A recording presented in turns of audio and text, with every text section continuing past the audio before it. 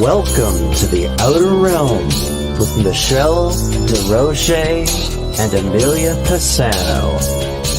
Airing live on the United Public Radio Network, 105.3 FM in New Orleans.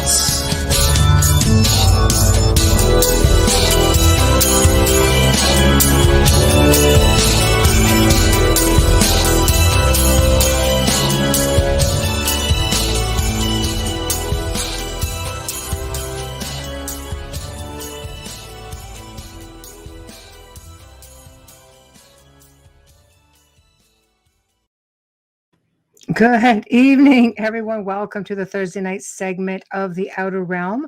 We are broadcasting here on United Public Radio Network 105.3 FM from beautiful New Orleans. We are fully sponsored by the amazing people over at, you guessed it, Folgers Coffee, who have been part of our journey since the very beginning, and we hope until the very end. We are also sponsored by Dr. Snick, the Sonic Surgeon, aka Justin Snicker. He is an award-winning composer of Halloween horror, sci-fi, dark wave electronic music, and his music can be found anywhere that good music can be found. Today, Amelia and I actually pre-recorded the interview with Dr. Terje Simonsen, or Simonsen, as he would say. And he was basically picking up where he left off with his book called A Short History of Nearly Everything Paranormal. Tonight, you can find Amelia and I and the show airing on Facebook, The Outer Realm, of course, Joe Montaldo, UFO Undercover, Canada's Most Haunted, UFO Paranormal Radio, and United Public Radio. And we head over to YouTube on UFO Gods and Extraterrestrials, UFO Paranormal, and of course, our very own Outer Realm. So if you like the content, please give us a subscribe. Show us some support. We love and appreciate you, and we are very appreciative of the support. Tonight we will be in chat. We had a bit of technical difficulties, so we're doing things a little bit different tonight. Hey, Zach. I will be here on the soundboard. I will be able to put up your comments, and Amelia and I will do our very best to answer them, and we will post the answers also up on the screen. But like I said, we had a little bit of tech difficulties getting started today, and now, okay, Amelia says right now she is on the Outer Realm Facebook, and I'll make sure I man YouTube. But either way, all comments and answers will be put up here on the screen. So what we're going to do now is I'm going to drop out, and we are going to get started with the actual after, of course, the tech difficulties is where the recording is going to start. Hey, Adriana, Zachman, Michelle, and Bubbles in the house over on Facebook. So let me drop out. Let's get the show on the road.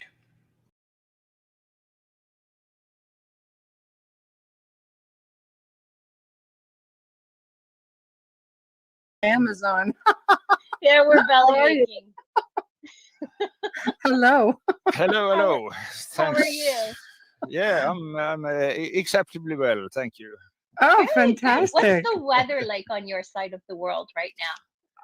Right now it's rainy, but we have had some sunny Here days, too. so it is Yeah. say early summer. Yeah, it's like here. It's the same. It hasn't. We had a few good days where we hit 30. Celsius, and now we're at 22 and waking up to 11 because of the rain. So it's feeling a little bit like October, right? Yeah. Okay. No, here it has been quite warm the last days, but today it's a rainy day. Yeah. Yes. That's okay. Here too. It's raining here too. But I love the storms. They're soothing for me. I like the variation, if it's just hot all the time, it's getting too much in a way. So 2 days a week with rain or gray weather is very it's good nice. for me. Yeah. I like it. I personally like it. I love thunderstorms. So. I prefer when it rains at night. Yeah. Yes, it does. Yes. It does. Yes. Really. Yes. It is very nice. That's why I want a tin roof. Excuse me? I want a tin roof so that when it rains, oh yeah, I can fall asleep to that. I can fall asleep to that. So I don't need a tin roof, you know. It's a normal roof is quite sufficient to get the effect. Yeah, no, I want a tin roof because I want to keep you up all night.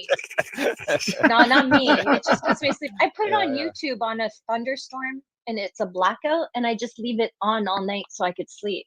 Oh, I hear a lot of voices, so for me, I need that white noise. Yeah, to get away from. Yeah. Well, welcome back. Yes. Thank you.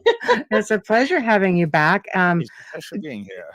Oh, thank you. The conversation is going. I will tell you. You know, I have a kind of written agenda where I say plot in every engagement I have with different media and so. And for this date, you know, what is specified. Then tonight I will be on air with the two nice ladies. Oh, thank you. We look forward to having. We think so. So, I'm sure there'd be a lot of people listening because the last show did really, really well. Okay, great. Yeah. Absolutely. There was a huge absolutely interest in your conversation for sure. Oh, for sure. And there was just so much. We figured we're going to need a part 2 for sure. And here we are. So why don't we just start off by recapping a little bit about just to catch people up. And for those who missed the first show, you should go check out the archive. First off, is what you all should be doing. But just to pick up where we left off a little bit, recap, tell us a little bit about yourself and the book, and then we'll go from there. That's good. I will just. Can I just? Do I have time to adjust my screen a bit? Absolutely. You should have seen what we did before you got on. Aside from belly aching about Amazon, sorry. Oh, I've had nothing but tech issues. Yeah. Yes. Because it's this is a running text at the bottom, and it's appears a bit visually confusing to me. Oh, our little runner at the bottom. Yes, this what is called this line running at the bottom all the time. Do you want me to remove it? If you have the possibility. I can do anything. Hold on 1 second. Bam. Magic. Fantastic. Thanks. Magic. Okay, you're welcome. Yeah.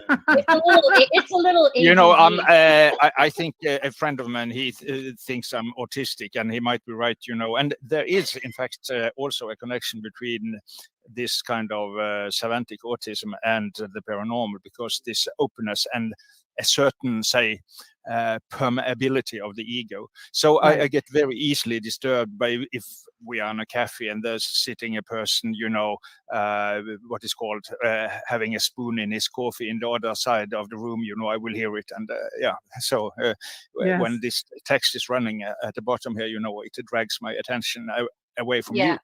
Right. I'm like that too, but Michelle calls me a squirrel. I can pick up everything everywhere. I would have made a really, really good detective because I can pick up stuff from everywhere. Yes. Yeah. I will tell you a great story that I heard earlier today, but should I save it for later in the program? No, it's your show. Like to go. A friend of mine, she is taking an exam at the university in Belgium, and it's about animal psychology, and so she had been up to her final exams, and they had asked questions that she had not, you know, read the books for. It was the side effects of serotonin and melatonin and GABA and all these kind of things. And she is a very intuitive person, and she had not read, say, the curriculum for these subjects. She had, say, missed and read some other book for this exam, and she started just to, you know, opening up and tuning into the situation and so, and she started, you know, to just jot down what came to her from this mental field, collective consciousness, whatever we should call it. And she ended up having 18 correct out of 20 questions without having read the curriculum. Oh, wow. She was one of the best in her class. For sure. Wow, good for her. So she was so stunned about that. She didn't know how she did it, you know. And she's very natural, intuitive. She does not have a very, say, elevated, say, technique or studying occultism or anything like that. She's just, as I said, this was an exam related to study of animals. So she is a natural, say, animal communicator. Yes. Oh, yeah, that's nice. fantastic. Yeah. She's living have been living in Thailand for many years, and she went to a kind of sanctuary for retired elephants because, from the Buddhist perspective, they are also soul. And she started to communicate with one of the elephants there, and the tamer, he said he had never seen anyone having that direct and immediate contact with elephants before. I love elephants. That's amazing, though. I was fortunate enough to be able to ride on one when I was about 11 or 12 years old at the Toronto National Exhibition, and I almost didn't go, and my brother pushed me. I had such a connection that I didn't want to get off the elephant after, and I was angry that they had the elephant closed in just for this. Yes, of course. It was strange to have that understanding so young. Yes. Yeah. So she has also that kind of She's exceptional. She's exceptional. She went to a sanctuary. It's different. Yes, and also I must tell you that, and just stop me if you want to speak about, Renaissance Hermetism or Aleister Crowley or whatever. We'll follow your lead. Because as I said, she's living in Thailand, and they have a little dam in the corner of their garden, and that is kind of artificial dam, where they have concrete under, and they have had to do some repair on the concrete, and there are some snakes living in that dam usually. Yes, they are not extremely dangerous, but still they are slightly poisonous, So when they were to repair that dam, she went down and speaking calmly to the snakes and explained the situation to them, and please, when will use your water for a period of time, please don't get aggressive and bite anyone, because it is no harm and the water will be back and so on. And as she told me that they did not bite any of her cats or dogs, and she have taken from the streets a number of cats and dogs, and adopted them. She sounds amazing. That's nice. She is. She sounds amazing. And today she was on her exam, as I said, and getting the answers more or less straight out of the air, and 18 out of 20 questions correct without having read the curriculum. That's impressive. That's very impressive. Definitely what she should be doing. Yes, I think so. I'm quite convinced about she's have this natural gift. So also I can say. Part of my book. Have we presented the book this time around? Well, we haven't yet. Well, I had it on the screen. See? Okay, you have had it on the screen. Well, see, look, you can give us a brief introduction. You can give us an introduction. There we go. But don't visual in the front page or this cover. Yes. You haven't. No, we have not. No. This is. Will I be allowed to show it to? Of course you are. Absolutely. It's your show. The link to Amazon for your book. Yes. Is in the write up for the show, so people wherever they go, they can go click on it right there. But here is the English version, and here is the Czech version. So they are quite similar. That's a beautiful cover. Thank you. I like it quite a lot myself. So. Yeah, that's awesome. But as a part of the preparation for writing this book, or as I'm saying, my personal interest also, I interviewed I think it must be close to 100 professional psychics from so many different traditions. Norwegian, of course, Sami tradition, Native Americans, the First Nation Canadians, Jamaica, Gypsy, Rom people, and all that. And two of those clairvoyants that I have dealt most with, they also have told about similar experiences, sitting on the exam at school and suddenly just knowing the answer without knowing how they know. And one of them even got problems with her teacher because of that, because you have to somehow demonstrate how you reach an answer, not just present 3.2. You must so that's the weight of the molecule or whatever, but you have to demonstrate how you calculated this, and she couldn't do that. She just knew the answer, So extremely intuitive people seem to be able to download this on at will. Yes, which is fascinating. The human brain is only a portion Yes. explored. So you can imagine if we were using it to our full potential. And obviously, there's some people who use it to a much bigger potential. It makes you wonder, though, if we had that ability, could we physically handle it?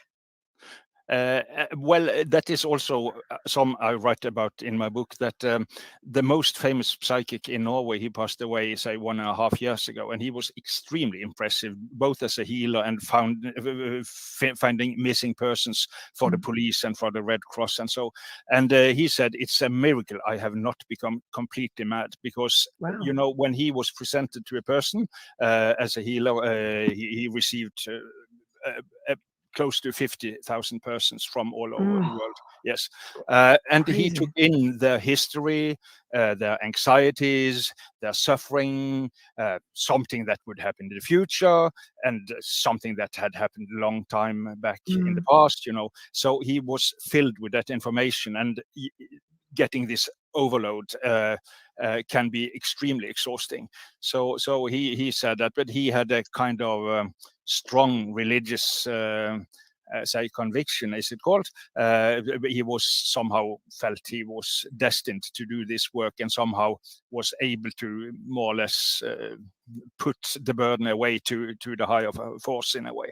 So, but he said it could be very challenging. So, Yeah. also some friends of mine visited him at home, and they told also he suddenly, you know, he touched one of my friends and suddenly said, I feel your dad is not not very nice to you, you know, and you know, all this, and it's just like, say, watching 5 movies at the same time, you know, and some of them are horror movies, and some, of course, are nice, but it's so much impression, so it can be overload. Oh, yeah, absolutely. I think that, especially if you're very empathic, you would feel like, I think the emotional part of that can be so much worse. I you know, my empathic abilities, I've just learned at an early age I can push that aside. But Amelia is like really tuned in. My daughter was the same. You could just walk by and all of a sudden just break down, and you know, I'm just like, wow.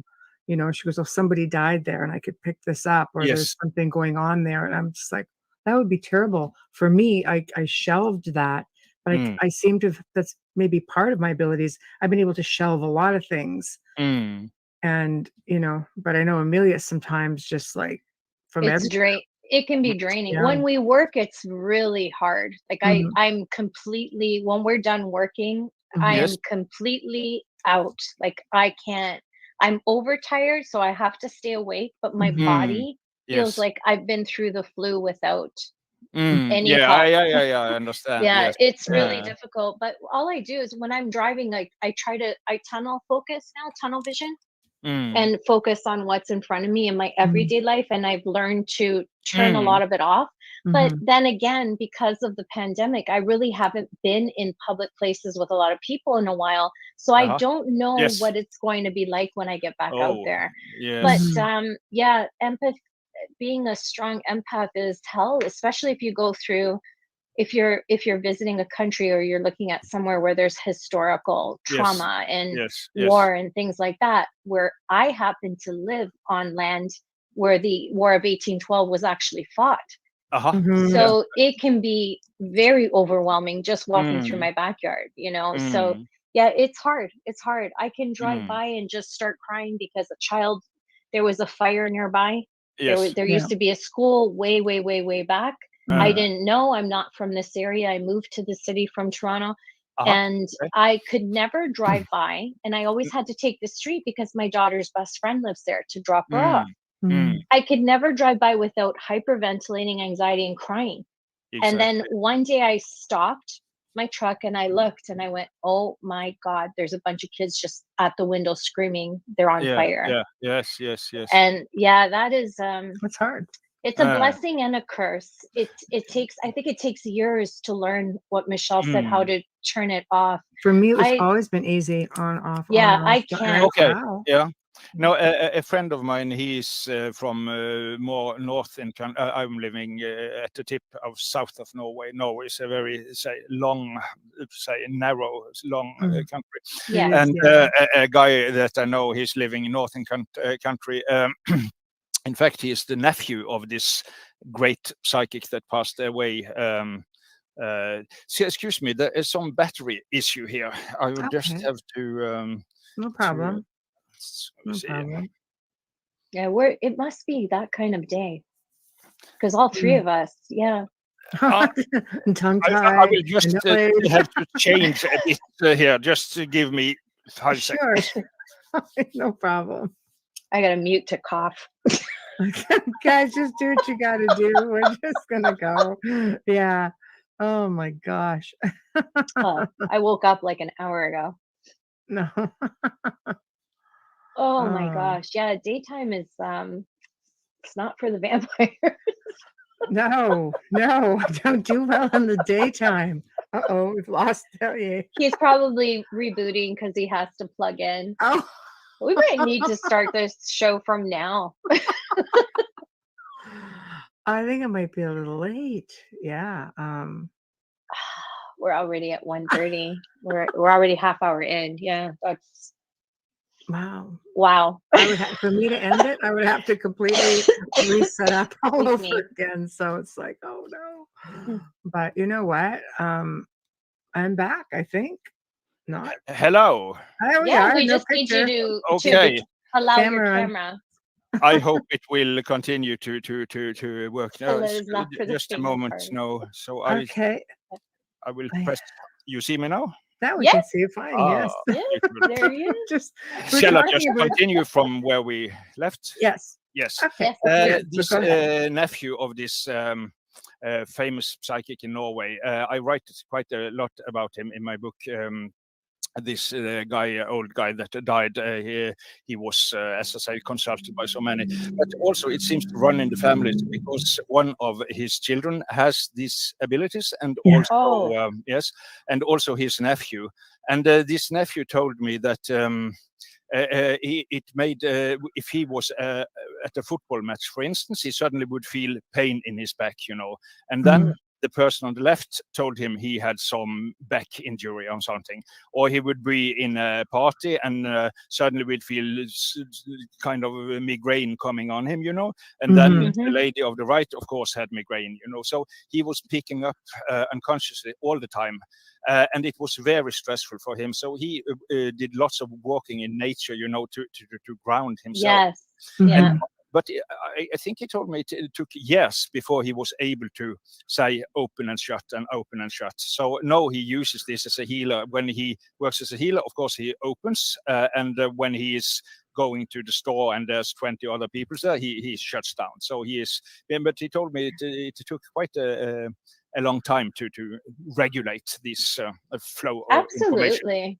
When you shut down as a medium and something does get through, you have to respond, because that has to be some powerful energy to get through your shield of closing off everything. So I feel it's important to recognize that message and try to carry it out or assist when it's like that.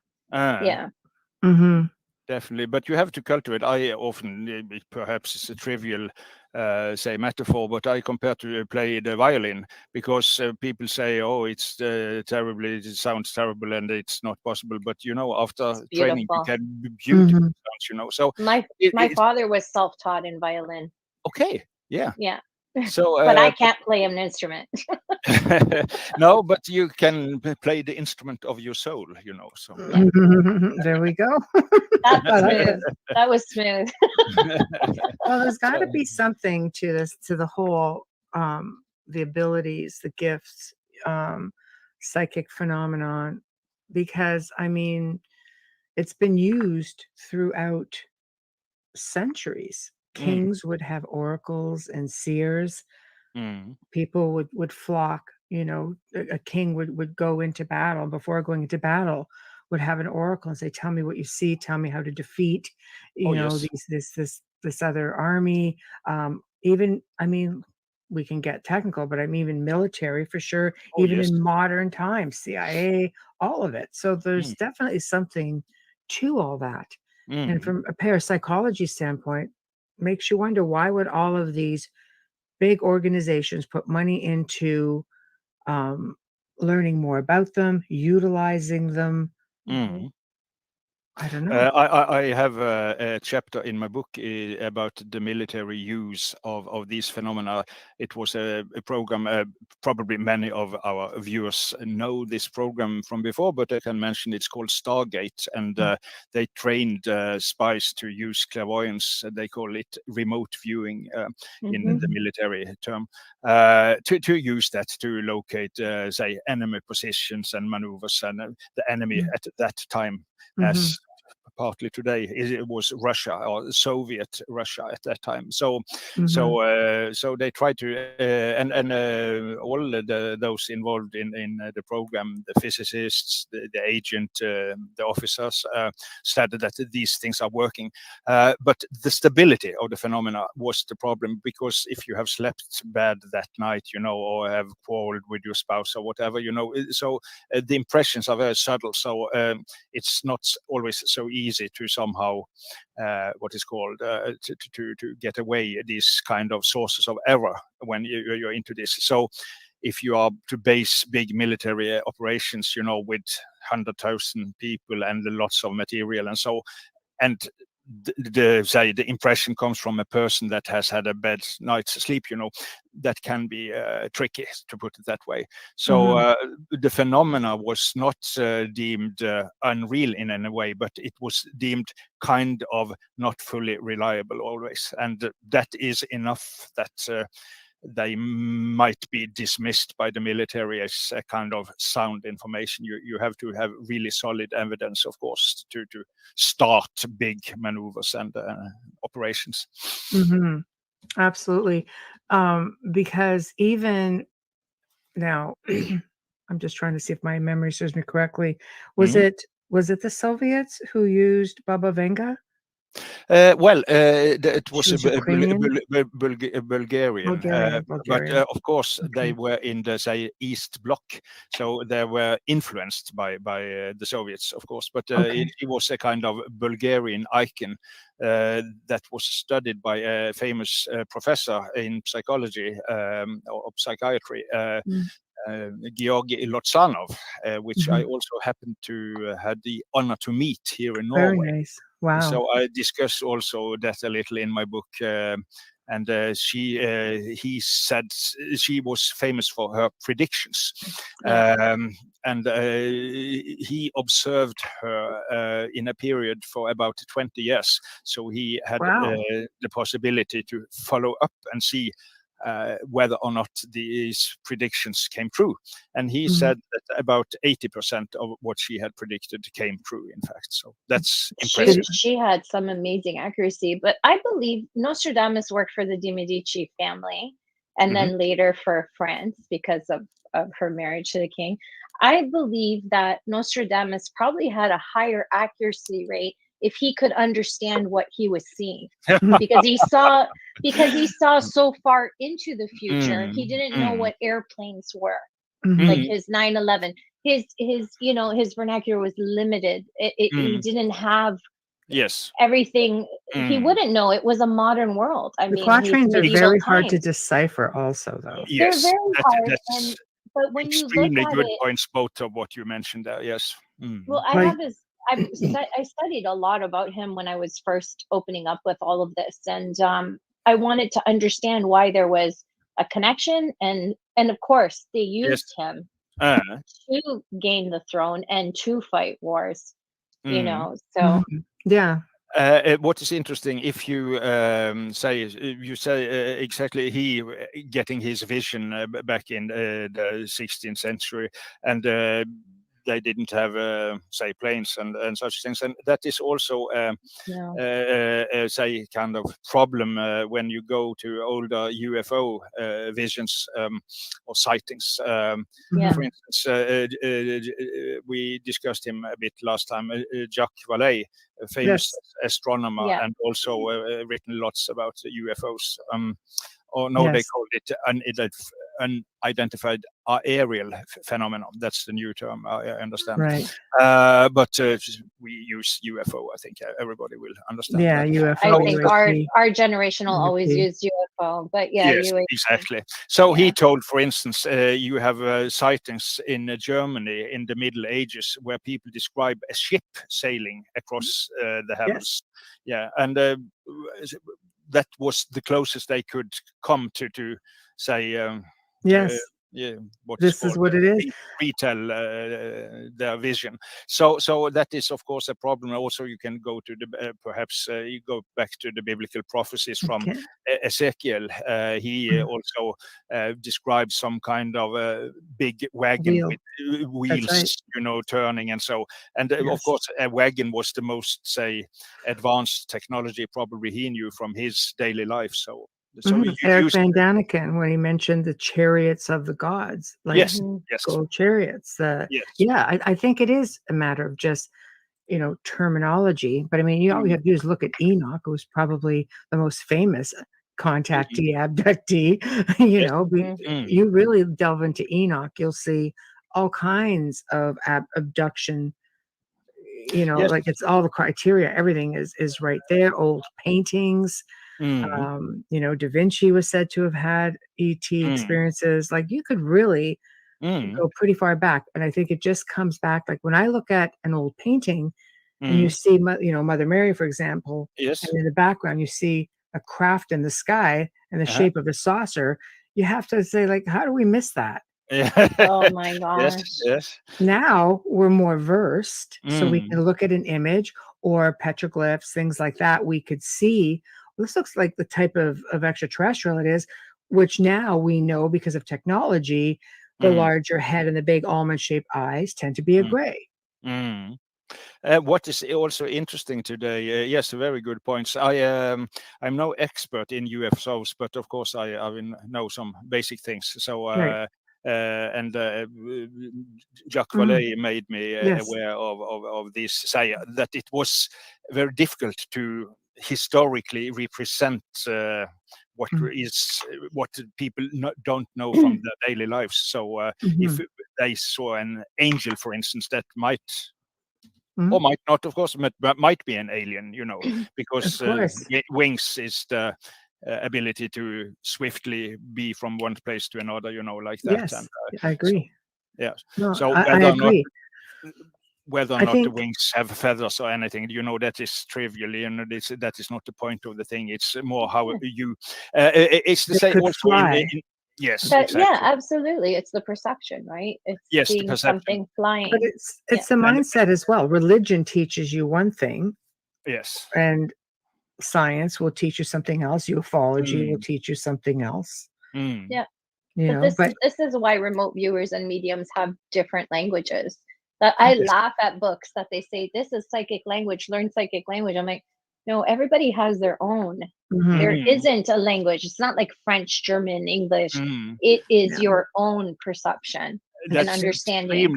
Extremely important, because people ask me sometimes what they have a dream it's very strong, and what is the meaning of the symbols, and then I refer to C.G. Jung, the famous Swiss psychiatrist. He said he would never analyze one dream. You have to have a series of dreams, because then you learn the, say, symbolic language of that specific person, and then you will get the true meaning, or at least closer to the true meaning of the dream. So that's very important. Also, I've discussed this aspect with many professional clairvoyants, and many of them are not really, have not a profound understanding of this. For instance, if you have been up to an exam and ask a clairvoyant person, will I, say, pass this exam, or will I, what is called falter in this exam, then there can appear a picture for the clairvoyant person.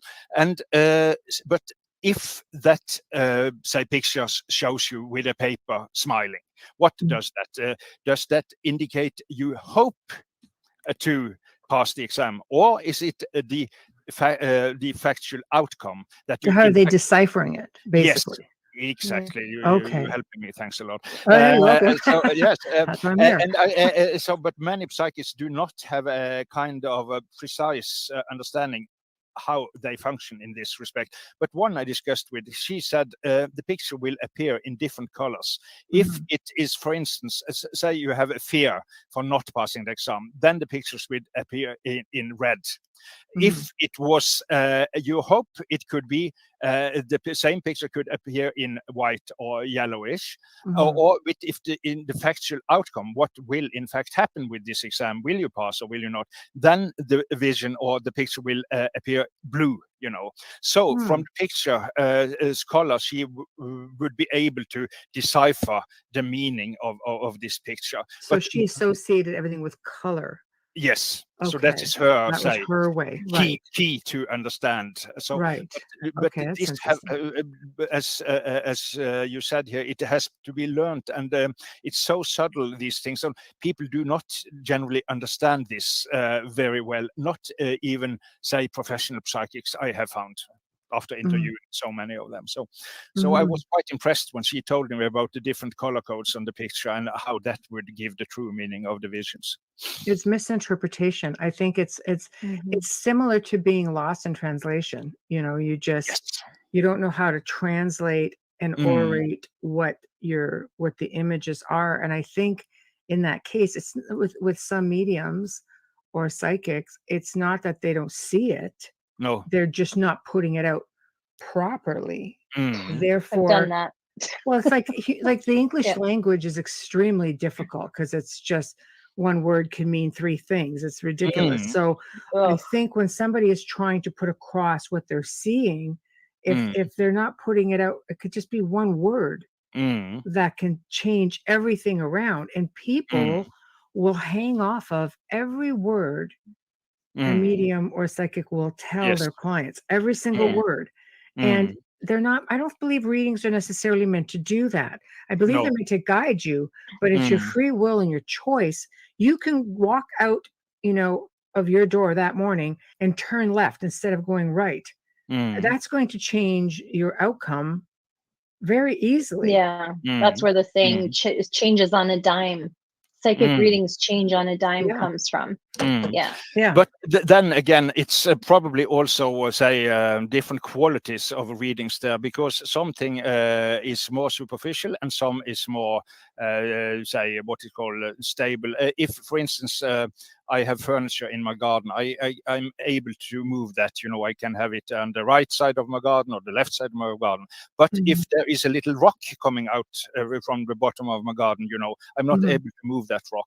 So I think some things, that is my understanding at least, that some things in time are rock solid, but other things can be moved. I also use sometimes the metaphor: if you sit on a train, you can choose to be in the passenger wagon, you can be in the restaurant wagon, you can be in the toilet, you're still on the train. But you can, so there is both freedom and limitation in being on that train. And I think also it's a bit like that with life, and also some things I think you cannot avoid, say, for instance, physical death, but how you deal with that can be chosen to some extent. Yes. I also believe that with psychic reading and a mediumship reading are two different readings. A psychic will get what looks like. A lot of people don't understand that. They think, because I always say a psychic is not a medium, but a medium is a psychic. And they're like, what does that mean? And a psychic will have visions and see things, and some of them have psychometry where they can feel and get something, but a medium's communicating with the other side. So the mediumship read might be, a little bit more accurate because they're getting it from your past loved ones or someone who's trying to assist you. And again, it depends on the question. So now it's very, I'm still struggling a bit with the English language. There are some amazing stories I could have told you, but I think I will somehow stutter too much that it's not really going to be enjoyable for our audience. But I have had some really strong, say, readings long back that I have recorded on audio cassettes, that have been so stunning. And as I used to say, because you can choose something, but not everything. That is, for instance, you can choose to play the national lottery, but it's not so easy to choose to win the national lottery, Right. So if a psychic says to you that this and this will happen, and that involves other people or other, say, happenings that you have no control whatsoever over, and and it seems to be able, so the really good, say, mediums then will be able to present you to that kind of facts about the future, which is probably not the future in a linear sense, but is right. say a kind of a part of this big eternal now that we probably would have perceived the world to be if we were able to open up, really. So that has because also as Western human beings, we like to think that our will is fully free and I can say whatever I like anytime. Some things you can deal with that way, but I think also I cannot choose the Mount Everest to be there or not be there. I can choose to climb it or not climb it, or climb the left side or the right side. I can choose to fly over it. So there's lots of choices, freedom left there, but I cannot choose it not to exist in a way. So I think we have to also have a bit humility with dealing with some things like that. At least I have felt that some important parameters in our life, we could call that karma, for instance, they are there more or less, but you have to choose how to deal with them, but you cannot say they do not exist. I agree. To say, definitively that something exists or doesn't exist, I think there's so much about everything within this universe and on this planet, things that happen that people have no explanation for. I don't think you can say 100% that it exists or doesn't exist. We have a very limited understanding, really, even of the human mind. Science will say one thing, but until you've actually are able to utilize it, it's always going to be, an area of study. Because if you really master it, you'll know how to use it. Well, yes, there is so many. If you read Renaissance philosophy, Pico della Mirandola, for instance, Italian Kabbalist and philosopher, you got the impression you can be always almost, omnipotent in a way as a human being. I don't know. It might be a kind of overblown ego also. So, but I think, of course, we have much greater powers than we say from day to day think of, but still there is a limit. Even the best magician or the greatest medium will physically die. I try to find say balance between opening up to great possibilities and great powers, but at the same time, we are still only human, and errare humanum est is this say Latin. It's human to make errors and not master everything. So I try to balance there, and I got friends into ritual magic and so, and I feel they are somehow boosting their ego too much on the behalf of their powers. And other side, you have people in Christian communities, oh no, I'm just little and I'm so weak, and I'm sinful, and so these two both opposites sides of the coin. Yes. What's frightening? Excuse me. Yes. No. So what's frightening is you're talking about, we have all of these abilities and everything you've just said, but now they're talking about connecting the human brain to artificial intelligence. Yes. What are they really trying to unfold? I mean, if we don't know our true potential, it's pretty, some people might think, that'll give people opportunities and, connect to the internet, connect to something so much bigger. But why? What can they manipulate with that? Can they open up these abilities? And next thing you know, we have a bunch of superhumans just running around. Or can it open up the possibilities of utilizing more of the brain? Or can they just dumb us up even more? It's frightening when you think of the potential of the mind, and they want to connect it to the internet and a computer. Yes. Oh, I was I want to go live in a cave. one of the old Batman stories, the comic stories in the magazines was when the early computers came, and and somehow the computer drained the intelligence from all the persons there, but that computer became an evil computer, and using the super mental powers, to taking over the world. I think Batman stopped it, but it was close. So no, I'm not a tech freak or like that. I know a guy I usually admire, Deepak Chopra. He seems to be quite say positive towards that movement, but it's not to my taste. So yeah, it's a bit frightening to me. I think I'd probably want to go and live in a cave until they figure it all out, because I'm a bit leery about what may come of it. I know last time you also touched a little bit on the occult.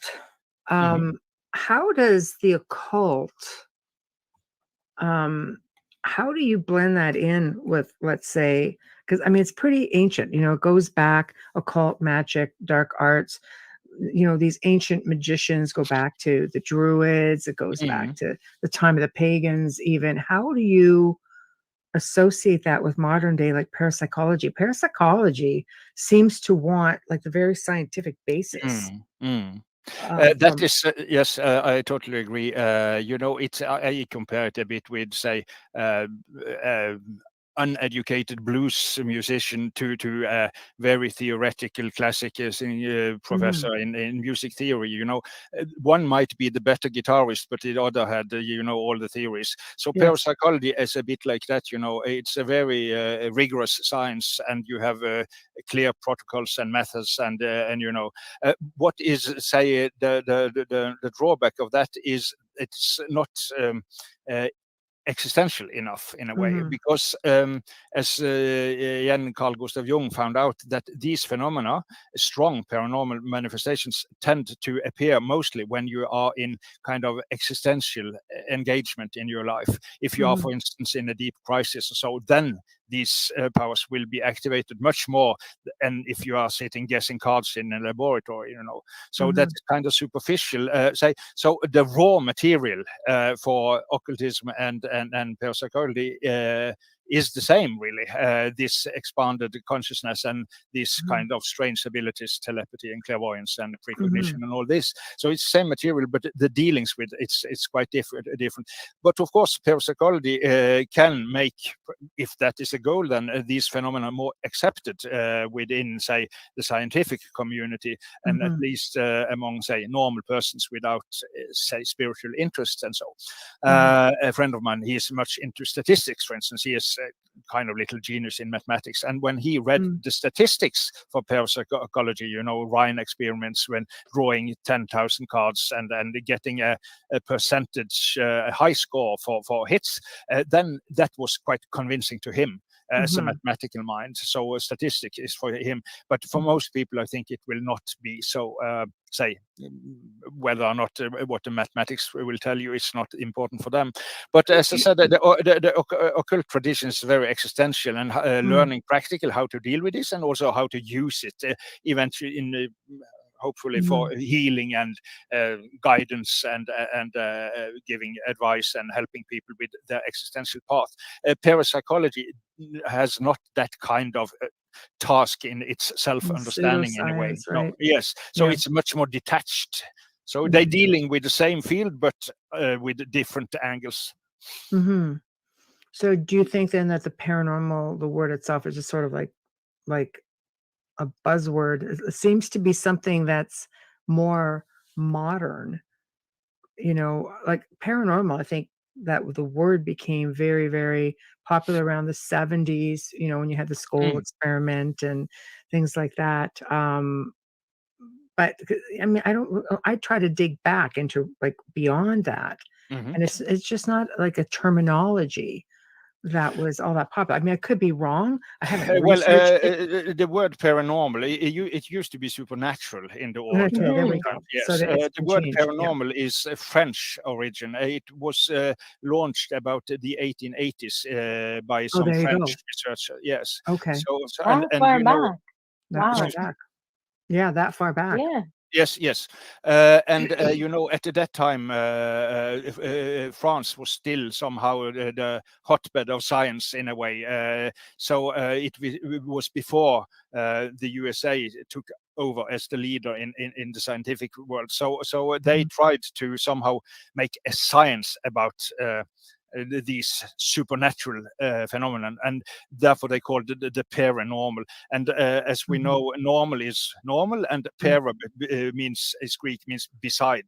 So it's meant to be a neutral term of what is considered beside the normal. So yeah.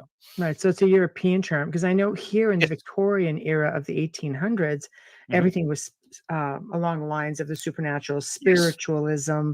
Yes. The Victorians would like to go have picnics in cemeteries. They would like to go to seances. It was like an entire movement that Abraham Lincoln used to go and participate in these type of seances with his wife. Harry Houdini was trying to debunk everybody.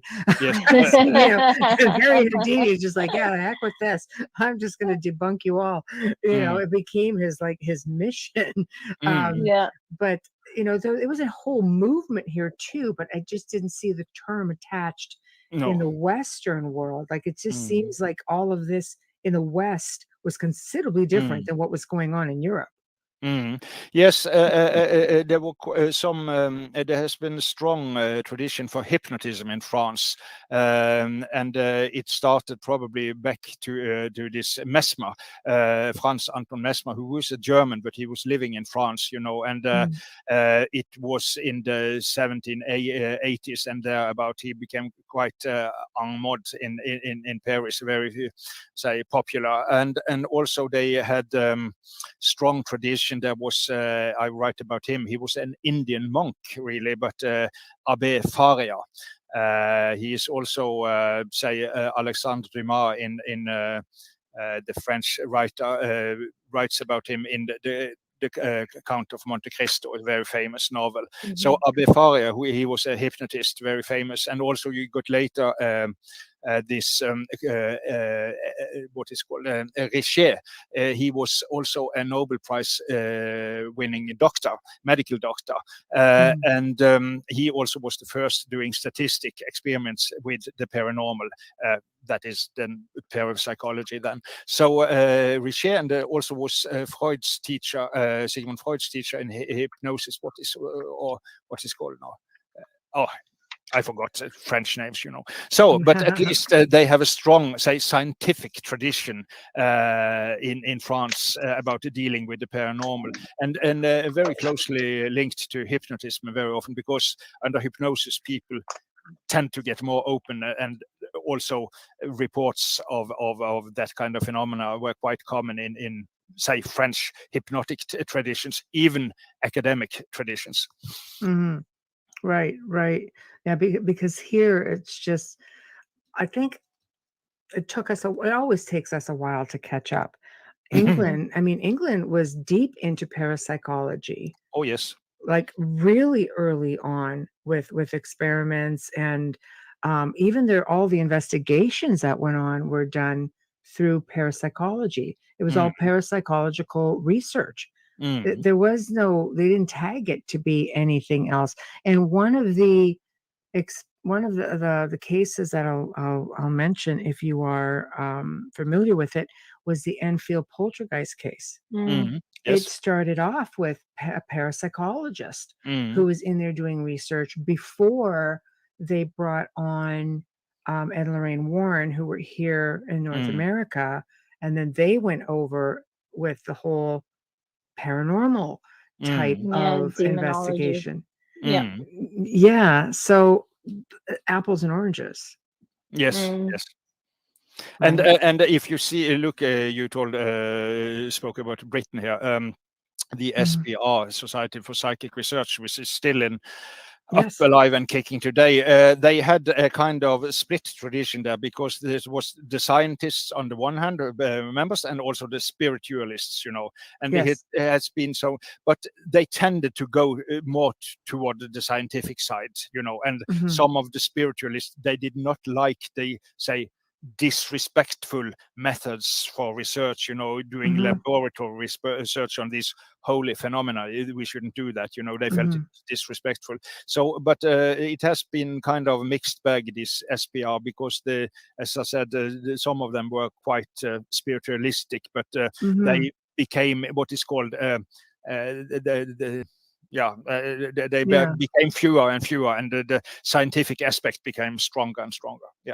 I like the combination, because you're familiar with the Philip experiment. Yes, of course. Yes. Right. And that, I thought that was really well done, and it seemed to have a little bit of a blend of both.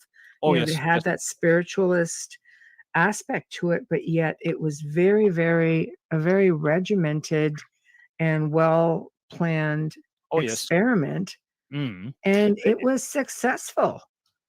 Oh yes, I was quite impressed by that, and it was run by a professor in medical, what is called statistical analysis and genetics, and he was British originally, I think, but left and went to Canada and conducted. It was at Toronto, wasn't it? I think so. He started out as a professor in Cambridge, if I don't remember wrong here, and he also conducted quite impressive experiments with the famous English medium and healer Matthew Manning. Right. Yes, and he even, put some kind of sensors on his brain, and measuring the brainwave patterns and all that kind of thing. So it's rigorous science, but as you said, also open to the spiritual aspect. Yeah, it was really, really well done, much like school. Sorry, Amelia. No, it's okay. This is a little bit off.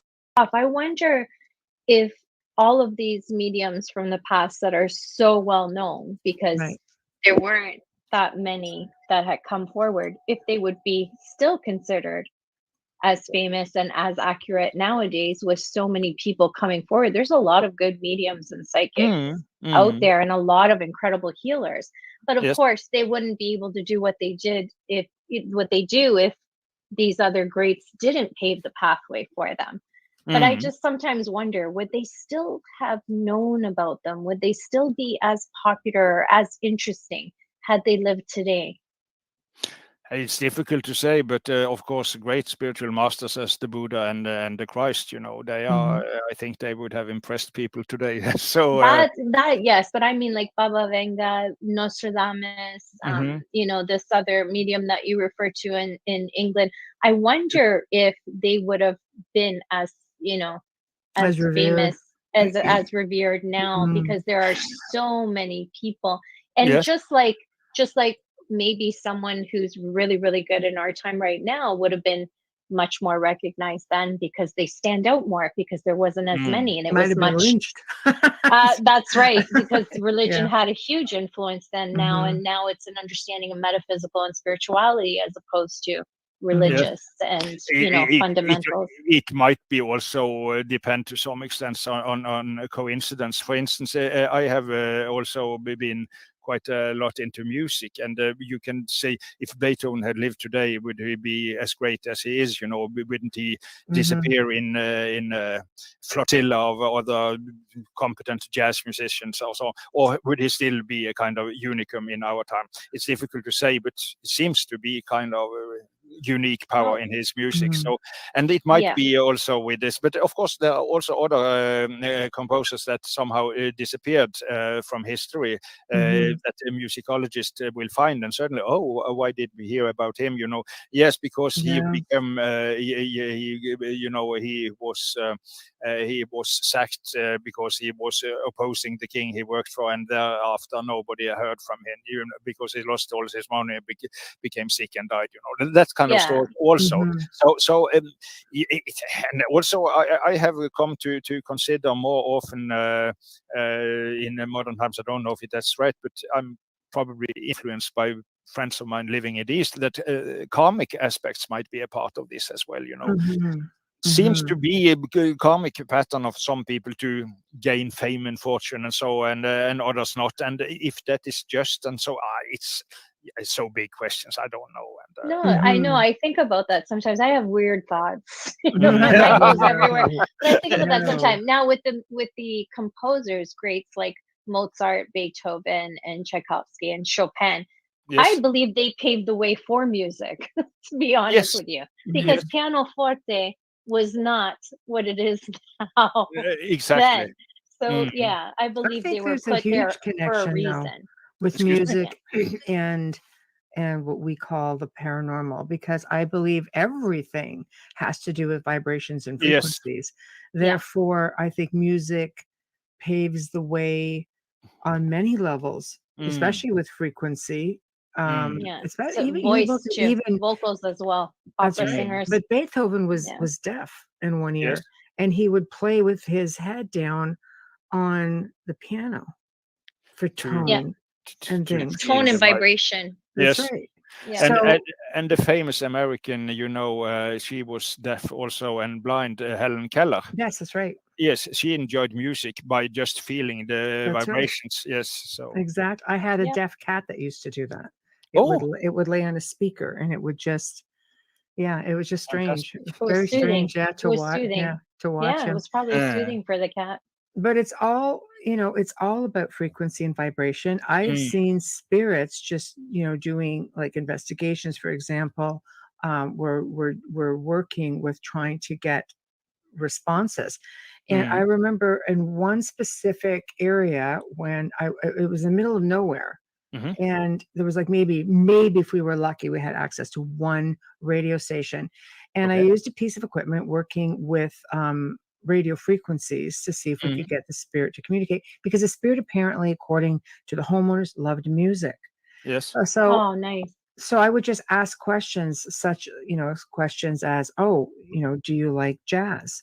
Can you show me, play something with jazz? I'm like, I have one radio station that was being picked up. The chances of my getting anything in the normal spectrum would be slim. It played like rock, that was it. I asked questions based on jazz, or I'd say things like, oh, you must love the King. Elvis Presley came on. Yes. I went jazz. It was like, there was something like Dean Martin. I came up with, I said, yeah, give me some more old Blue Eyes.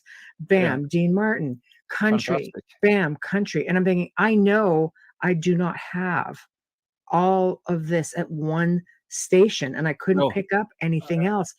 But yet this was on demand. Oh, fantastic. It was different. It was a different type of experiment. It worked out very much in the favor of the investigation. Have you written about this, or have you published it in any way? No, but feel free. Yeah, no, I don't write. Everybody says you're going to need write a book. an idea for another book. I don't have time to write a book. I say that as well. Yeah, I don't have time to write a book. Okay. Are you kidding? Maybe one day. I'll probably have a foot in the grave by that time comes out. But it was an interesting experiment. So when we talk about music and frequencies and vibrations, and I believe that spirits do somehow connect, or the otherworldly definitely have a way of connecting to all of that easily. I mean, you can heal the body with frequency. Oh yes. Music is a classic healer. In the old Greek rituals for healing in the temples, they use music. This lyra. Singing bowls. Yeah. They use singing bowls. I have one Buddhist singing bowl here. It's beautiful. Shall I fetch it? It is. Yeah, Yes. of course. Oh yeah, they're beautiful. I love show and tell. I know, it's great. Show and tell works for me. I'm a visual learner. There we go. I have a singing bowl, but I'm not going to get up to get it. Here it There is. you Yes, go. that's what I have. That's a Yeah. singing bowl. I have the same one, the little one. So soothing. Yeah. Well, I we can hear it very faintly. I have the same one. Yeah, there you go. They are very soothing. Yeah. Exactly. Exactly. See, people, that's how you It works. zen out.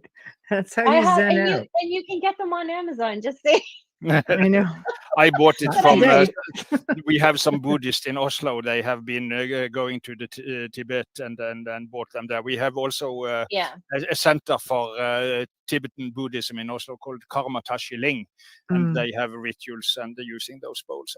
Yeah, and if you can't purchase one, you can go on YouTube and find sound baths. That's right. And listen to them. They're very, very healing. They're amazing. If you just do your yoga breaths and listen to that, and you'd be surprised how amazing that is for you. I also have a kind of wind harp here, which is supposed to hang in the garden, and the wind will move. And there's tubular bells with an old Chinese scale, pentatonic scale, and it's so harmonious. I once had a visitor here, and I just, moved this little and she went immediately into kind of trance. It was kind of special. So, yeah, music really has something. I think I had been mad today if it had not been for music. I come from a kind of difficult childhood in a way, so I used music very much as a healer in my own life. Me too. Yeah, even listening to binaural beats, just there's just so much to it all. And I think I know with many people that I've worked with over probably the last 5 years, especially. And learning more about frequencies and such.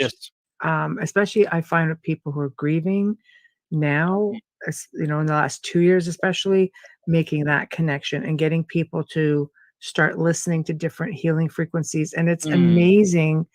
They'll write me back and say, "Oh my God, that was just amazing. What else would you recommend?" And I'm just like, you need to go with what you feel. Try different ones and see how it makes you feel inside, how it makes your spirit feel, how it makes your body feel. Listen to it before you go to bed. And speaking of that, you made mention of a gentleman who works or made comments about dreams and dream interpretation. Do you feel we communicate more at night? Do you feel that we're doing, like, some people believe they'll call it, our producer calls it dream weaving, people connecting up in their dreams. Yes.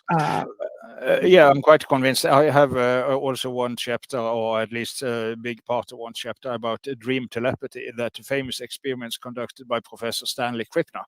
And clearly, I cannot go into the methodology, but they say tried to project pictures into other people's dreams and in a laboratory, and then they woke up the sleeper and the dreamer, and he or she had to recollect which picture was, say, predominant in their dream.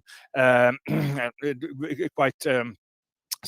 what is called lots of labor to do these experiments, of course, but they did for about 10 years they did these experiments. It's so it's solid, statistically corroborated, the ability to, say, project images into people's dreams.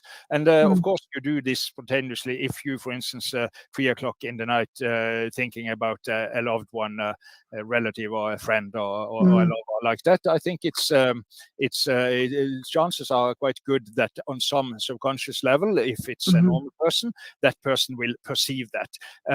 But also if it is a kind of awake person, I will not use woke person here, but awake person, that person will even be able to be able to say be conscious about that kind of communication. I don't know if I told that last time. I went in Gestalt therapy for many years with an old wise woman, and she was quite savvy at these things. Because also a friend of mine went to the same therapist. She was a Gestalt therapist, but she also had read all these books of Castaneda, Carlos Castaneda. Yes, social anthropologist working with the shaman in New Mexico. Wow. Yes. A long story about it. Some say the books are just fiction, others say they are real, but some say it doesn't matter because the phenomena are real, even if there's a biography of this shaman he works with is not say factual. Anyway, I was, as I said, me and my friend, we were going to the same therapist, and we were on a cafe, and and we were discussing our experiences with this very clever and very savvy therapist. And next time I went to her, I said, last week, me and my friend Svein, we were talking about you. And then she tuned in. Was it last Wednesday about 12 o'clock?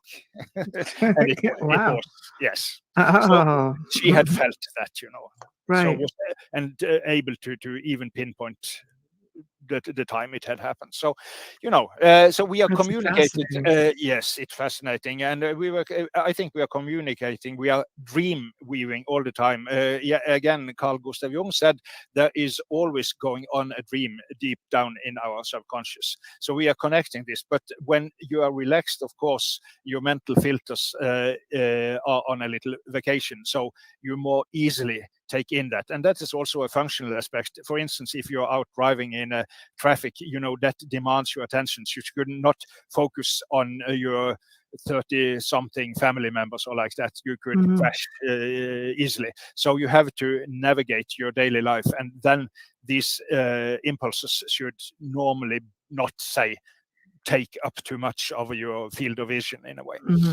What happens to those moments where you're driving home and you don't even understand or comprehend how you got there? Yeah, I know. That happens a lot. Where you're on a highway and it's an hour drive, and all of a sudden it's like, what do you mean it's my exit? We have a lot of highways here, so it's that's not. We have 6-lane highways on the 400 series. That's not something you want to be doing, is daydreaming. But, I was thinking more like driving in a city, with honking cars all around, and you have to really I wonder. I'm wondering about that. I'm thinking out loud because it's happened to me a few times, and I know Michelle and I have talked about that, and we always wonder: is it lost time or are we daydreaming? Please repeat the last words. We're like I always say, is it lost time, like an ET kind of thing, or are we daydreaming? Because we literally don't understand how that hour just passed. I understand. I think it might be just I have not gone really deep into this, but the humming of the engine, that's just kind of a little singing bowl down there. So I think that might stimulate your alpha frequencies or even your theta frequencies. So therefore you go into this kind of meditative state if you are on a long country road. That okay. So scientifically, yeah. My truck is really loud. I drive a Hummer. It's loud. Okay, yeah. So it is humming then. Yeah. It is, but it's a loud. Okay. Yeah. But always I told you that I feel sometimes a bit autistic in a way, and they say children that are autistic, they like to sit in front of the washing machine, going round and round and round and round and round and round and round, and then you have the meditative aspect. So I think we all on one level are some kind of susceptible to that kind of stimulation. And as I said, with the humming engine and not the honking and all the other cars, I think that will somehow trigger this frequency following response in a way. Focus, frequency, vibration. It's also the things that are necessary to be under hypnosis. Yes, which we talked about yesterday. Okay. Yeah. That's interesting. Again, frequencies. Yeah. Frequencies are everything. Michelle sent me some really good ones that I can just put on my Bluetooth speaker and just leave in the background because I love to cook, so I'm always in the kitchen. So I'll just leave those frequencies going in the background, and they're so soothing. I remember last time we discussed also this binaural beats. I used Holosync quite a lot, and also this other famous system, Hemisync. So it's you can do so much with frequencies. Binaural are huge for me. I love these binaural beats meditations. You put them in your ear, and you're supposed to it's supposed to help you fall asleep at the end of the hour. I am out cold before 5 minutes. I'm just gone. Yes. I'm just gone. So they work for me. If they don't work, then I know that something's around me disturbing me. But yeah. Yeah, I understand. When I started, I got quite fast. I got 3 notable results from binaural beats. I was very often sitting in a quite crowded cafe at that time, and when people are, suddenly they are pushing you with the chairs or, scumping, and so I'm only human. I became irritated, But after using the binaural beats for 2 months or so, I became glad when people were touching and pushing me. It was kind of experience human contact in a way. So it changed my attitude It's towards consciousness, right? Yes. I think humanity is going to need something on loop right now, going back to the public and crowds, because we've been out of it for so long. Oh yes. I think it's going to be something that's necessary. Yeah, but I I think don't know. people are also just losing their minds out there, because after 2 years of not being in all of that, I just noticed it on the roads. People are just like in a hurry. It's get out of my way. I'm just like, chaos. Yeah, you can't catch the virus by driving next to someone. Yeah, just saying, relax. I feel more the other way around, that I am seem to be very keen on hugging people, because it's so long time since. Well, I'm Italian. We hug everybody. We hug everybody. We meet people in the grocery line and we're hugging them and kissing them. Yeah, we're terrible. But I think it's no, I don't know, but I feel like the world needs a frequency on loop right now. That's just my opinion. But what I wanted to just bring up here, probably you have noticed that it's about 2 weeks ago, there was an open hearing in the Congress in the United States about UFOs. That's right. Yes, yeah. There's another one coming. Yes. So that is very. I heard the whole thing, in fact, because it was transferred, via YouTube directly. So it's very, very interesting new sign, And these are people, and it was what is called bipartisan, also not just the Democrats or the Republicans, but they had a committee agreeing on, yes, we have to look closer into this. So. Our time is coming, I think. Well, I think when they did the preliminary disclosure last year, yes, there were a lot of questions raised, and it was just a prequel to the congressional hearing. But it's I like to think the time is coming. I mean, they've always had projects going, like Project Blue Book. That was one of the last big ones. They've always had something going where they're looking into it.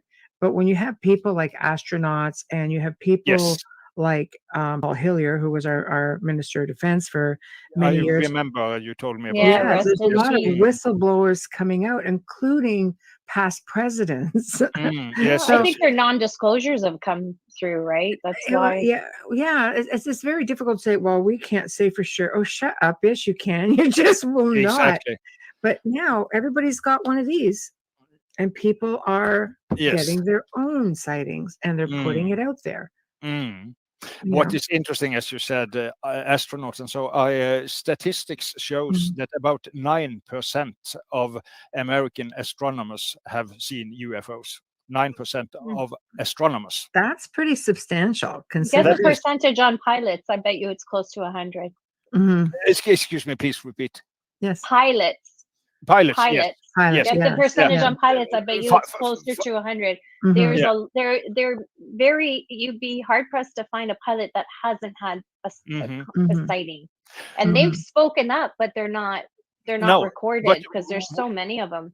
Yes, exactly. But what happened, after this hearing, it became clear that they now have in place, say, a report form for that kind of sighting. And they encourage the pilots to fill in this and not deny it. So it's a kind of a watershed change here. Well, for everybody, now they're saying, we want to know your experiences. So it went from Men in Black showing up at your door saying, don't say a word, to we want to know. Yes. Oh, yeah. That's really something new. I understand the concern. Not all of these UAPs/UFOs can be determined. They don't all know what it is. They want to make sure it's nothing, another military establishment not coming into the airspace. I completely understand all of that. But at least now, maybe they'll stop discrediting everybody who's having sightings, because it is a lot of the average people who are out there who are seeing things out of the blue, taking photos and like, oh, what's this? I think the eyes are on the sky a little bit more now. Yes, definitely. I think also. So I found it very. I'm not a great expert on UFOs myself, but I find it encouraging that the Congress had this It's a hearing. step. So, yes, It's a step. definitely. Yeah. Do you find any connections with UFOs and the paranormal? Obviously, there are connections there because many of Mm, those people having had this kind of sightings have, say, felt telepathic connections. And also, Jacques Vallée mentioned a very famous case from France. It was a doctor. He was not just a kind of normal doctor. He was kind of what is called professional for the whole county south in France. And he had some kind of illness. I don't remember exactly what kind of illness it was, but he had a sightings of two UFOs in his garden. And suddenly there came some kind of ray from one of those into his abdomen. And Oh, after that, he was healed. wow. Yes. There we go. There's a lot of stories of healing. People have been healed from their cancers and other life-threatening diseases or illnesses. So I don't think all the stories are bad by any means. No. But then the sleep paralysis thing is a big one that keeps coming up with Yes. parapsychologists will have their view, with science, the paranormal has their view. And again, ufology has its views. This happens just before a sighting, whereas the paranormal say, no, that's the hag syndrome. Something is pushing down on your chest. This is a demon. This is, it goes on. There's just seems to be little tidbits of similarities. And of course, they are not mutually exclusive, those aspects. They can complement each other also, because not every sightings are somehow have connected with it paranormal phenomenon other than the sighting itself. And most kind of, as I said, my focus in my book is mainly on say clairvoyance and telepathy and precognition, and also to some extent healing and psychokinesis. And these phenomena are, say, statistically speaking, not very closely linked to UFO sightings, even if many healers have had that kind of sightings also. So it's not say necessarily a connection. So as I said, I think we have to the famous physicist Niels Bohr, quantum pioneer. He said he had a kind of a motto. It was in complementaribus veritas. In the complementarity, there is the truth. So I think we have to be open to many aspects, and that can run parallel to each other. I agree. I agree with you. We have to do a station and sponsor ID. Yes, I'm right with us that time. waiting for you to finish up. Yes. Okay, you are listening right now to The Outer Realm with Michelle DeRoche and Amelia Pisano. Coming to you live from, actually pre-recorded tonight. Well, we are live. No, we are live on we one are channel. live. We are live one on channel. in New Orleans on 105.3 FM. We have Dr. Simonsen in the house tonight, returning guests, and our conversation's always fascinating when he's here. Stream or listen to our archives on any platform that you normally use. A big shout out and thank you to the amazing people at Folgers Coffee, sponsoring our show from day one. We love you and we thank you so much. Also, a huge thank you for our intro and outro and his voice, Dr. Snick, the sonic surgeon, Justin Snicker, award-winning composer and musician. You can find his music on Amazon and Bandcamp, and find him on Facebook and Instagram. Check him out. There we go. There we go. Thank you. Thank you. You were making mention of of shamans. Yes. Do you find that, because I get stories all the time, that the indigenous people have more experiences? And if so, do you think it's because they're just more tuned in to the planet, to the earth, to all, just nature on average?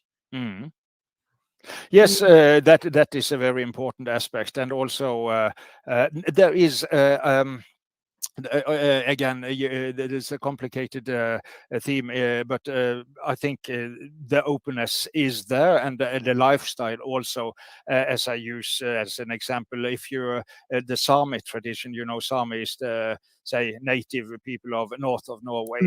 It's probably they are coming from Siberia or from Mongolia, even, say, many thousand years ago. But they have a very strong tradition for these phenomena. And if you are, for instance, they are famous for herding reindeer, on the tundra, or what they call it.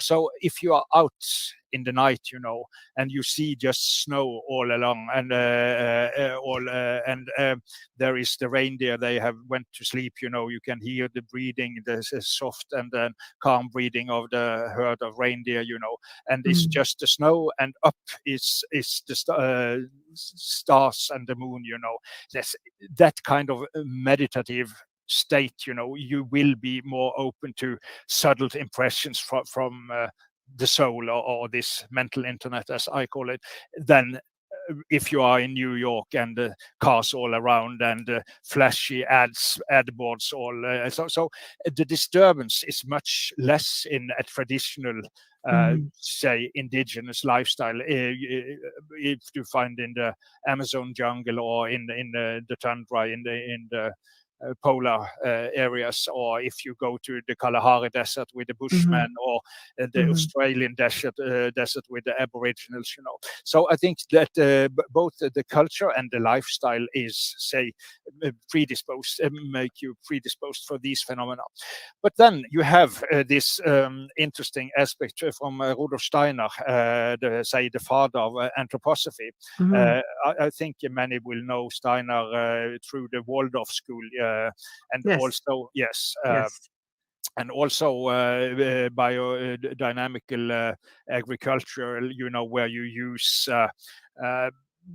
natural fertilizer, and you somehow cultivate the earth in a spiritual manner.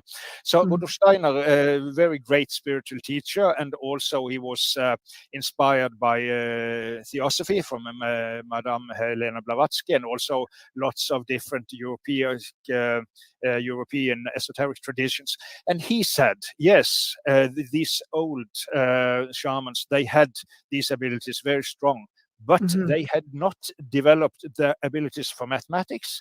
They had not developed the abilities for, say, conceptual philosophy and all that. And he felt, he might be wrong in that. Of course, that is up for discussion, definitely.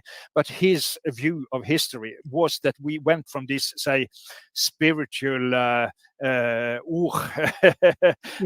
existence, where you had these abilities, and then you have to learn mathematics, learn philosophy, learn mastery of the physical world, as we have done here in the West, and then we have to again open to spiritualize our science and to spiritualize our egos and all that. So he felt it was a long line of development there. So, for instance, Norway's most famous psychic earlier, he was called Marcello Haugen, extremely impressive guy, and there's written a lot about him, and he convinced lots of doctors about his abilities as a healer and a clairvoyant. But he had, according to Steiner, this guy, who was very respected here in Norway, he had this old kind of clairvoyance, because he was not very clever with philosophy, and he was not a very modern man in many ways. He was a very, in the best sense of the word, a very primitive soul, in living in close contact with nature and all that. So Rudolf Steiner, it was strange, as I found it first, was critical of this guy. And I found that he felt that this guy had this primeval, original clairvoyance, but have not been willing to develop it into a kind of modern kind of clairvoyance. This might seem far-fetched or too theoretical and so, but perhaps it's a way to somehow legitimize our Western perspective that, yes, we lost something by leaving the traditional indigenous cultures that the shamans still are into a large degree, but we gained something also, and now we have to get back what we have lost. And again, in complementaribus veritas, in complementarity, we have the truth. So that might be say perspective where you can include both the say traditional spirituality and also modern science and mathematics and philosophy and that kind of things. So I tend to somehow like Steiner's perspective there, but I will not say, of course, it's the only way to view this. We can say it's we have lost so much, we must go back. But you cannot invent the television, you cannot uninvent the telephone, you cannot uninvent the car, and so it seems to we rather have to go forth than to go back in a way. Yeah, I agree. I also think when we get back, oral history, I believe you go way back, Yes. pre religious mindsets. And a lot of the indigenous, again, let's go back to the Druids. Not a lot Yes. were known about them because they had to say within oral history. There's not a Yes. lot of writings out there. Again, the pagans, we get into our North American indigenous, indigenous all over the world. Why is it, like you make mention, well, okay, mathematics, science, it never mattered to these people. They No. were always in touch. They would see something that looked unusual, like we call them cryptids, like Yes. we can get into Bigfoot. We'll use that one as an Yeah. example because, when you're living in these remote areas, chances are you're going to see something along those lines. It was quite normal to them. Like, the little people, Yes. they would Yes. just see them, they would exist with them. They were aware of them. If you go back even further to Druids, you're dealing with the Fae. Like, these were all acceptable. It was just all acceptable. But in comes academia. No, these abilities now get pushed aside because you have to learn science, you have to learn mathematics, where is the place of these things of academia or But academics again, within spirituality?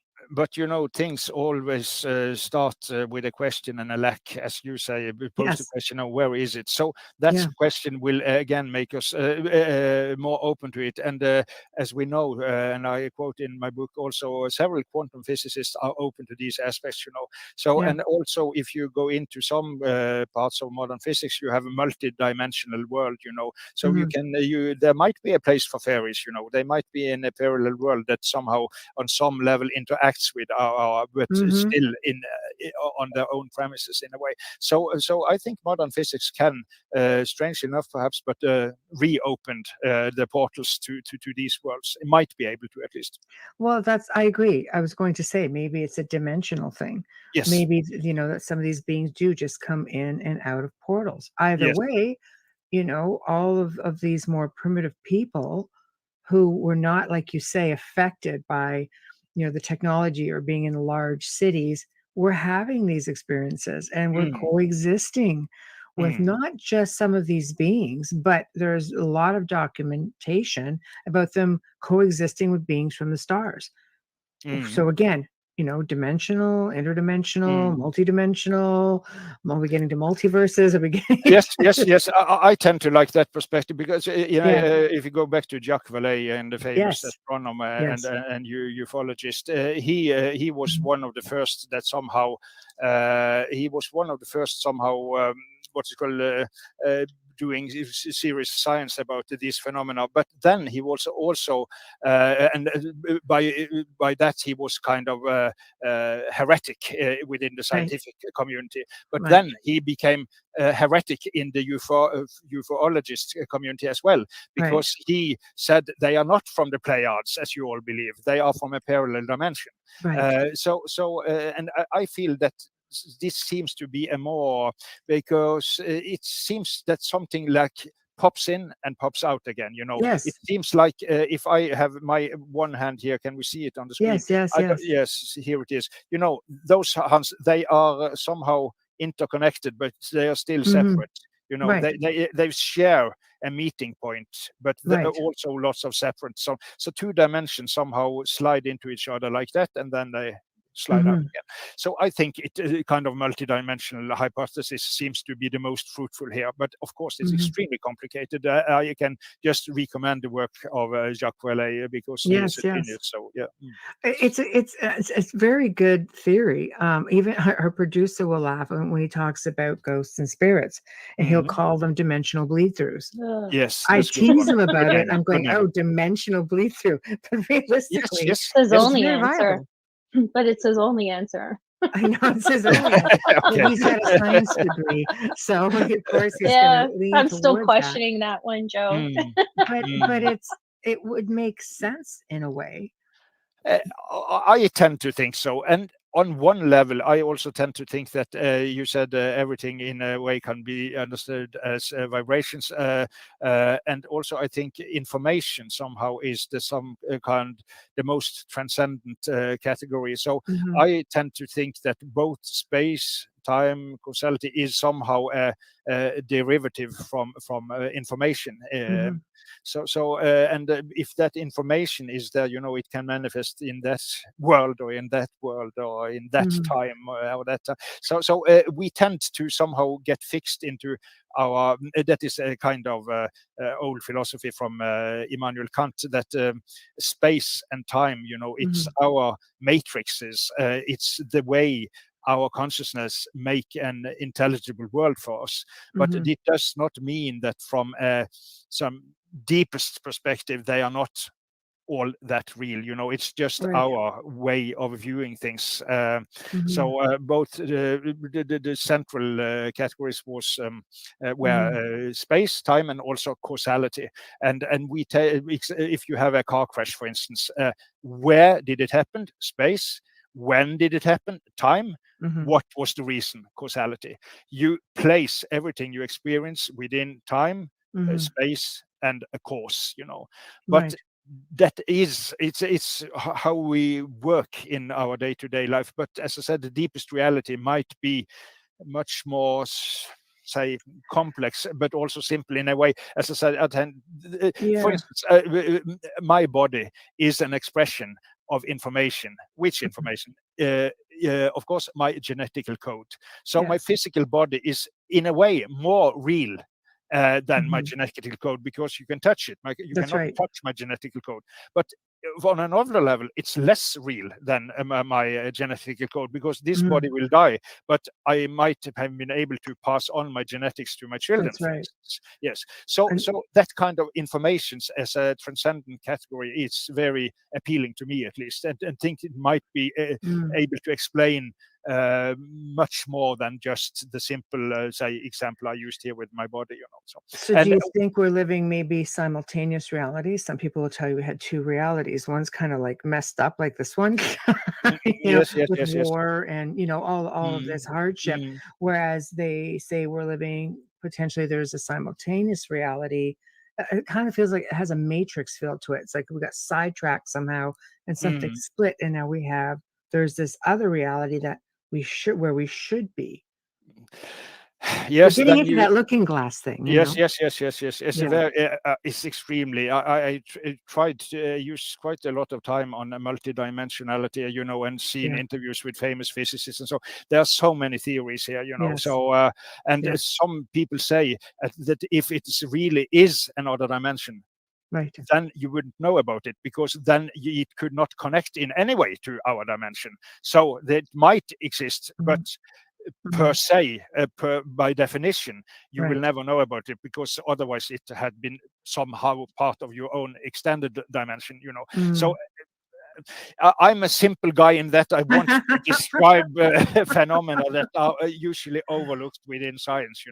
But there are so many possible, that's also a philosophy of science. It's a theorem that you have a set of data, but that set of data can be explained from the perspective of many theories. So which one is correct or most correct, I'm not the guy to say. It's as they say, it's beyond my pay grade. Right.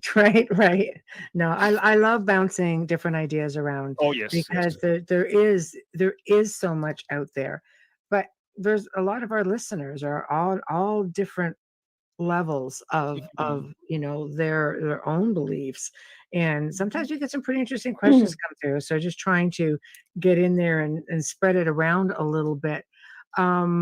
So as we're slowly coming up to the end of the show, what do you have coming up? Are you writing another book? Because I know this other one was like full, but you leave a lot of room for growth in it, like to keep going. I might have told you I'm in the process of getting. It was originally a number of years ago written in Norwegian, and it was quite laborsome to get it translated into English and released. It was first released by a quantum physicist, English retired. He was living in Italy, and then it's like now in 2020 it came on Watkins, and last autumn it came out in Czechia. And now a Spanish publisher is looking at it. So wow. I feel somehow my task is to spread the word as far as I can. In different languages. Yes, that is one. And also I work on some other project of a more mundane nature, But as related to these themes, I feel that spreading the word as far as possibly can by participating in your wonderful show, for instance. Yes. And also there's a practical aspect of this, because the chapter 9 of the book is about intuition, and as opposed to many, I believe not that intuition is just capitalizing on early experience. I think true intuition can be opening up for clairvoyance, telepathy, and all these kind of paranormal abilities. So how to use your intuition in a powerful and fruitful way. As I say, how which job to apply for, which city to move to, which people to hang out with, which subject to study. As I said, my friend today is studying this animal psychology, and suddenly being able to answer on serotonin and melatonin, things she hadn't. So she was able to use her intuition in a very fruitful way to pursue her goals in that direction, apparently. So the practical aspect, as used the metaphor with the violin again, I try to learn to better how to play my existential violin using these abilities in my daily life. That is also a very important aspect. It's evolution. Not just, right. Yes, personal evolution, and getting more fine-tuned and being more able to communicate better when I meet with people, and what is the need of that person, and that person might have perhaps an illegitimate need, then I can detect that more easily also, to use this full register of my soul in a better way, So I try parallel with my book and the theoretical aspect, there is this very practical aspect of the paranormal as well. Right. So basically keep working on awareness and evolution. And I think it all comes down to the collective consciousness, what you put into it, what you can pull out of it. You put something, positive vibrations, positive frequency, positive thoughts. You should be able, and you should work on having that come back. It tend to be kind of echo effect on these things. Right. And for those, and in closing, because we come across a lot of people who do this, a lot of people in the paranormal who think that they've got a lot of things going on from a paranormal standpoint, let's say, disruptive energies or spirits, are actually projecting energy, which of course we call psychokinesis. What would be your recommendation on identifying it? Because a lot of people have never heard of it. I try to be quite delicate, and I'll send people a link to psychokinesis and say, if you see this, because Neely and I have talked about this a lot, we've got to be delicate with this. So I'll send a link and say, if you see any similarities in here, you may want to consider exploring. I don't think they're reading it. Yes. It's like if you have a dead drunk person entering a room complaining about the stench of alcohol. Right. Yes. right. So he brings it with him into the room in a way. Yes. We need to use that metaphor. I know. You need to identify it. Yes. You need to identify it, and then I say my way in this has involved quite a lot of therapy, because as I said, I come from kind of difficult background, so I suffered a lot of anxiety and depressions and neurosis and all that. So I worked with a wise transpersonal therapist for several years. It was extremely helpful for me. Right. And then you find where am I? Where's the other person? Where's my say bodily? Where's my breathing, my grounding, my center, and all that kind to get to know yourself better. So a good transpersonal therapist open for these aspects of reality, I would recommend that. Also meditation, as we discussed, this binaural beats can be very helpful. And also get a dog and walk the dog in the nature, and hug a tree and really feel the vibes. Yes. So it's there, but you have to use it. Again, the violin, if it just lays there and you don't use it and you don't train, of course you don't make any false notes, but you don't make any true notes either. So you have to put yourself out there and work on things. As I said, a good therapist is a good way to start, and also a kind of spiritual practice for my yoga, meditation, and like that. But always link it up more or less to sound and harmonious other people, because what you can get in the exchange will be invaluable for, say, discerning yourself as a growing person. So some people, I know people, some just smoking hash, is sitting meditating down in a cellar. I don't believe that's the most harmonious. You have to connect with the world in a way. And as I said, a dog, a nature, a therapist will be very helpful for many people. Right. Excellent. Thank you. So lastly, tell everybody how to find your book. Yes, this beautiful covered book can be found on Amazon. I think that's the most convenient place to find it. And my name is Terje Simonsen, or Simonsen. And the book is called A Short History of Nearly Everything Paranormal. Right. I love it. I love it. I'll make sure that the link does go into it will be everywhere that you can get the show, anywhere in the description. So just go look for it, and your social media is there also, so people can reach out at that point. Yes. Get a singing bowl. I gotta go get mine. I know. Get a singing bowl. Let's get on that. So thank you so much. Thank you. Thank you so much. Yes, thank you for joining us. And I will be in touch. And this will air this evening, and you'll be able to see all the comments. It will air even in the Facebook stream, everywhere where there'll be comments there for you to go and check out when you're in a different time zone. Yes, as you sleep. Exactly. Yes, thank you. Yeah, beautiful. Thanks. Thank you so much. Okay. Thank you. Have a good night. Bye. Good night. Well, we have come to the end of another amazing segment. He's always such a pleasure to have on. So big thank you to him for joining us this evening. If you guys have any questions, pop them in, because he will be able to go and check it out. We'll make sure that we get the link over to him, and that way he can respond directly. So remember to subscribe wherever it is you're going to be watching this. Please go in and subscribe. Next week, we are going to be bringing back Sean Williamson and Wayne Murphy. They're going to be talking about Team Templar North America. And that essentially is going to be hit and miss, because it can only say so much, but it's a project that Amelia and I are proudly a part of. Hamilton White is partly a part of it as well. And I can tell you, it's some fascinating things going on in Wisconsin. So please tune in. Next Thursday, we welcome back Charles. Oh, I don't know if we welcome back Charles Christian. I think I may have been presumptuous on that. No, it is next. Oh, it is. Okay, good. Because no, it's not. No, it's Toby look at Johnson. That, guys. I did a big faux pas. It's actually Toby Johnson and Brett Eisenberger, and they're going to be talking about their Bigfoot documentary.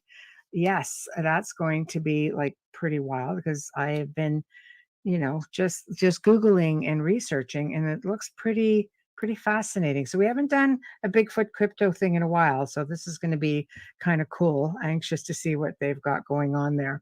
So tonight, catch Amelia and I in chat, and I will be in the soundboard to get your comments and questions up.